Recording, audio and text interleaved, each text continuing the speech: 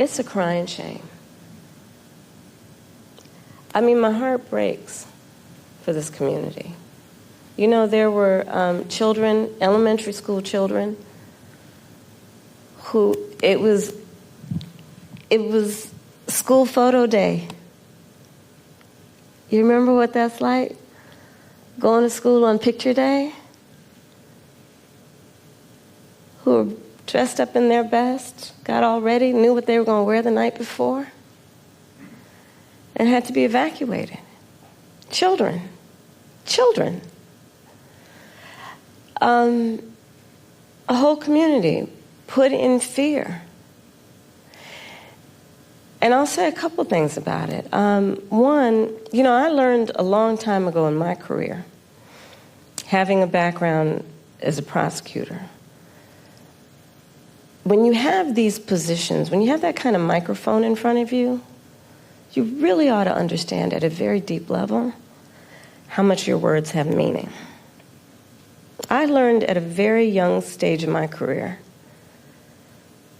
that the meaning of my words could impact whether somebody was free or in prison. As Attorney General, I was of California, fifth largest economy in the world. I was acutely aware that my words could move markets. When you are bestowed with a microphone that is that big, there is a profound responsibility that comes with that. That is an extension of what should not be lost in this moment, this concept of the public trust.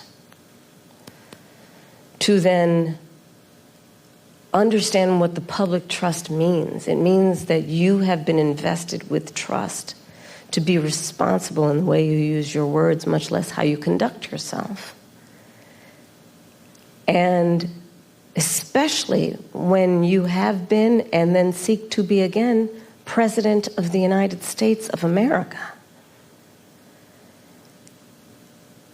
And so I go back to, it's a crying shame, literally, what's happening to those families, those children in that community, not to mention what is happening in terms of, look, you say you care about law enforcement resources being put into this because of these serious threats that are being issued against a community that is living a productive, good life before this happened.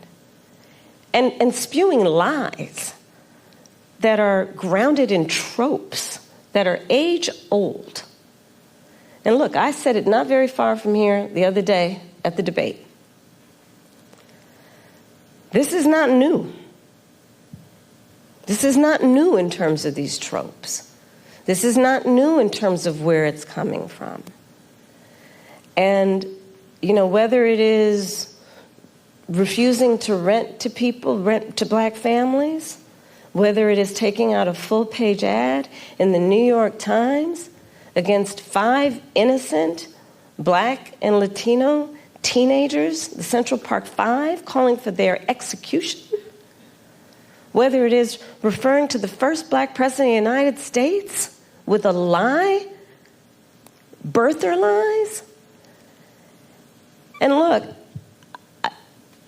the American people deserve, and I do believe want better than this. I do believe that.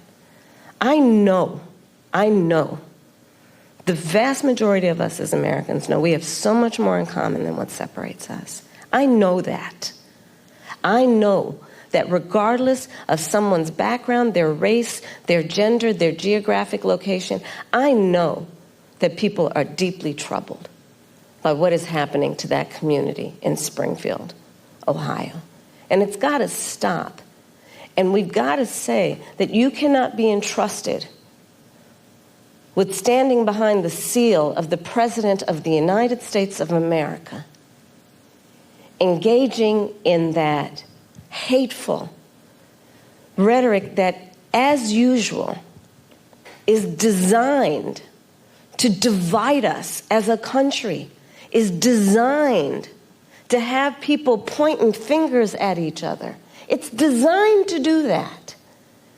And I think most people in our country, regardless of their race, are starting to see through this nonsense and to say, you know what, let's turn the page on this. This is exhausting, and it's harmful, and it's hateful, and grounded in some age-old stuff that we should not have the tolerance for.